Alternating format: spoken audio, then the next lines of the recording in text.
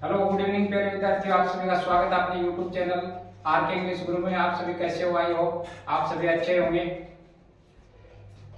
हम ग्रामर के अंदर टेंस और टेंस में हम पढ़ रहे हैं कौन सा? Future perfect tense. Future perfect tense के अंदर है हम कौन से वाक्य बना रहे हैं? Affirmative sentence. कौन सा वाक्य? Affirmative sentence. इसके अंदर हम बना रहे हैं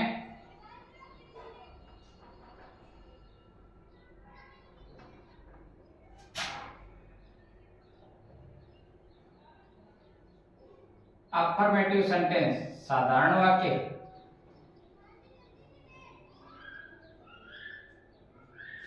साधारण वाक्य है वो हम इसमें बनाना सीख रहे हैं। तो फ्यूचर परफेक्ट टेंस के अंदर हमने पार्ट 1 पीछे की क्लास में सीखा है, उसके अंदर हम साधारण वाक्य।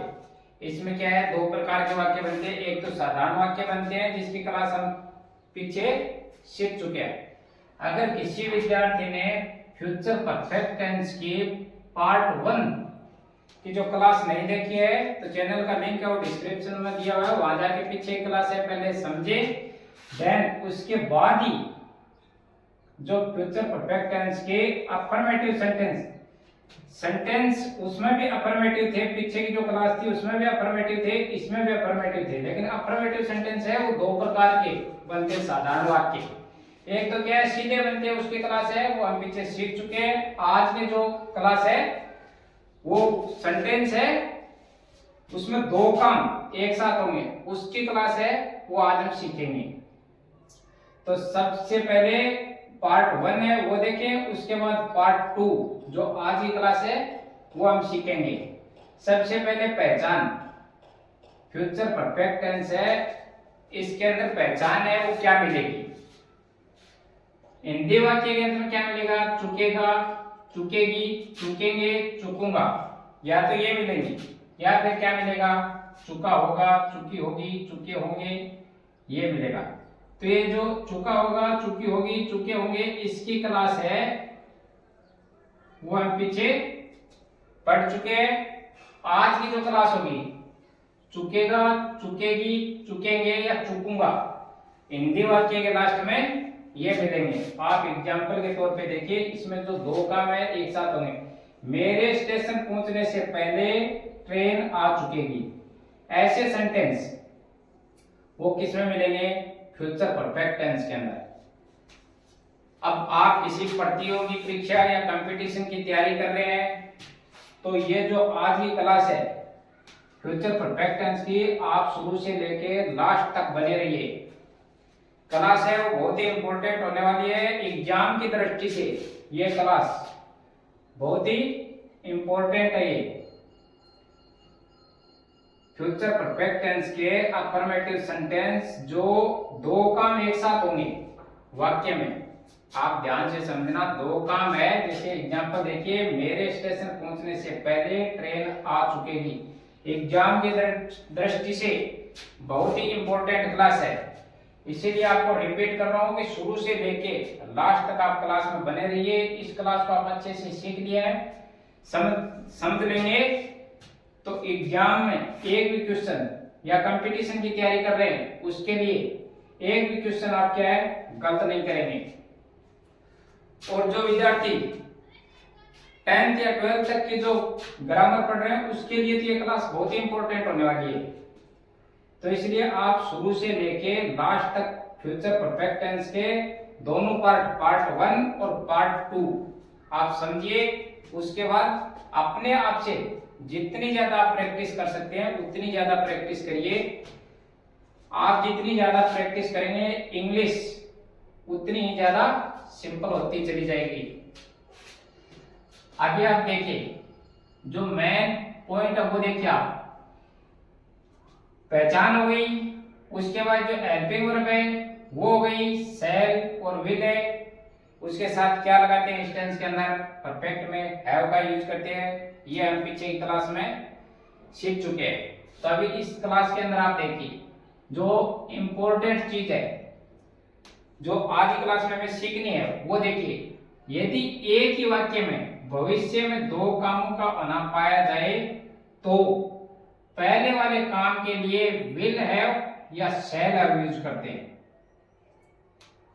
अब क्या लिखा है यह आप ध्यान से समझिए। यदि एक ही वाक्य में भविष्य में दो कामों का होना पाया जाए, देखिए मेरे स्टेशन पहुंचने से पहले ट्रेन आ चुकेगी।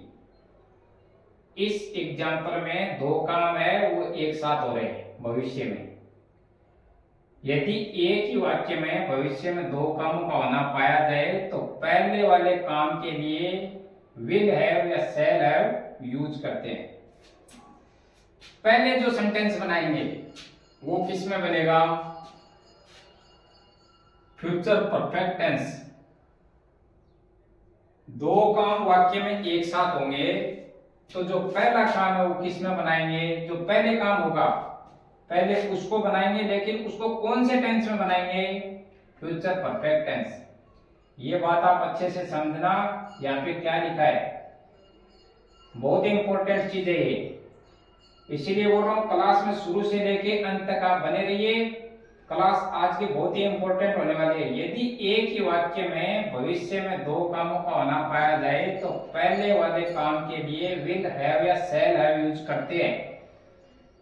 पहला वाला वाक्य है जो पहले बनाएंगे, जो पहले काम होगा वो किस में होगा? फ्यूचर परफेक्ट टेंस में। अभी एक बात तो क्लियर हो चुकी है कि ऐसे वाक्य आएंगे जो पहला काम होगा वो कौन से टेंस में बनाएंगे? फ्यूचर परफेक्ट टेंस के अंदर। इसके बाद देखिए वर्ब की इसमें कौन सी फॉर्म यूज करते हैं? Third form. ये तो हमें परफेक्ट टेंस है, इसके अंदर वर्ब की थर्ड फॉर्म है वो यूज कर रहे हैं।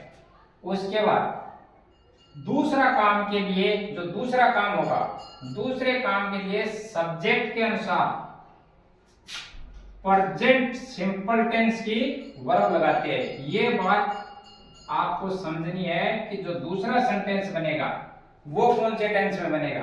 तो वो किस में बनेगा? प्रेजेंट सिंपल टेंस की वर्ब है उसमें यूज करेंगे। अब दो बात हो गई। एक तो हो गया जो काम वाक्य में दिया हुआ है, दो काम एक साथ दिए हुए होंगे, जो पहले वाला वाक्य बनाएंगे वो किस में बनाएंगे? फ्यूचर परफेक्ट टेंस के अंदर। एक बात ये क्लियर हो चुकी है। दूसरी बात जो बाद वाला सेंटेंस बनाएंगे वो किस में बनाएंगे? प्रेजेंट सिंपल टेंस में। यही आज की क्लास के अंदर हमें सीखना है कि जो पहला सेंटेंस है वो कौन से टेंस में बनाएंगे और दूसरा जो सेंटेंस है वो कौन से टेंस में बनाएंगे। ऐसे अगर एग्जांपल आए, जैसे तुम्हारे जाने से पहले मैं पत्र लिख चुकूंगा, ऐसे जो सेंटेंस आएंगे वो पहले वाला है, जो पहले काम हुआ है वो किस में बनाएंगे? फ्यूचर परफेक्ट टेंस के अंदर। और जो दूसरा काम हुआ है वो किस में बनाएंगे? प्रेजेंट सिंपल टेंस के अंदर। तो इससे हमें ये पता चला है कि जो वाक्य है वो कितने पार्ट में बनेगा? दो पार्ट में। उसमें कितने टेंस यूज होंगे? दो टेंस। एक टेंस तो होगा फ्यूचर परफेक्ट टेंस, दूसरा होगा present simple tense.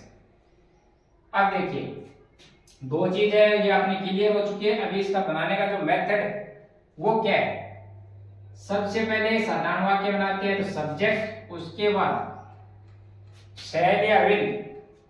Future perfect tense है, इसके अंदर हमने क्या सीखा है? हेल्पिंग वर्ब के अंदर शैल और विल, प्लस में क्या है? हैव। और परफेक्ट टेंस होता है उसके अंदर है मुख्य क्रिया कौन से फॉर्म यूज करते हैं? Third form. उसके बाद ऑब्जेक्ट, उसके बाद अदर वर्ड।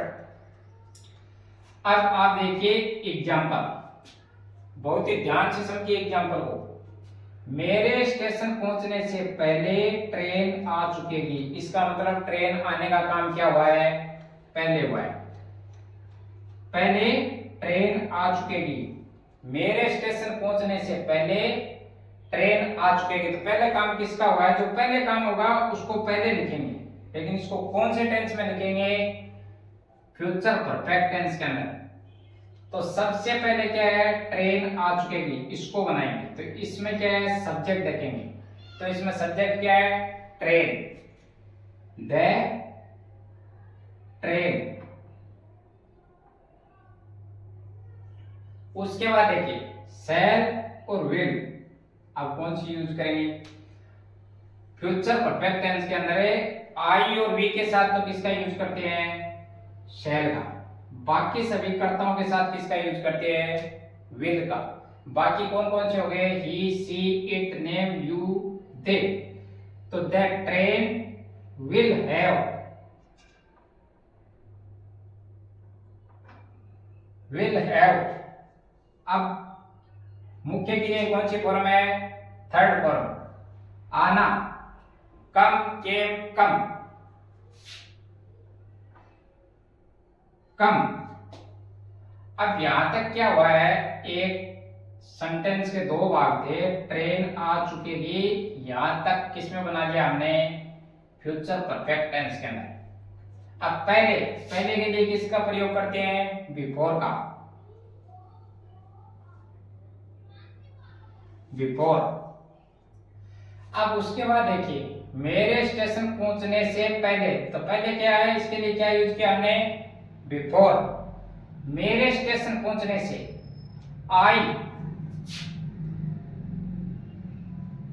रीच,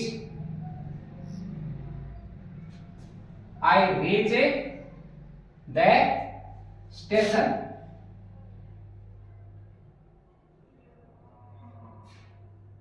लास्ट में फुल स्टॉप। अब देखिए इसके अंदर मेरे स्टेशन पहुंचने से पहले इतना सेंटेंस है, वो एक हो गया, और ट्रेन आ चुकेगी जो पहले काम हुआ है वो किसमें बनाया हमने? फ्यूचर परफेक्ट टेंस के अंदर। जो बाद में काम हुआ वो किसमें बनाया है? प्रेजेंट सिंपल टेंस के अंदर। तो सबसे पहले क्या है? सब्जेक्ट। सब्जेक्ट जो पहले काम हुआ है, ट्रेन आ चुकेगी, उसके लिए द ट्रेन हैविंग और विल हैव।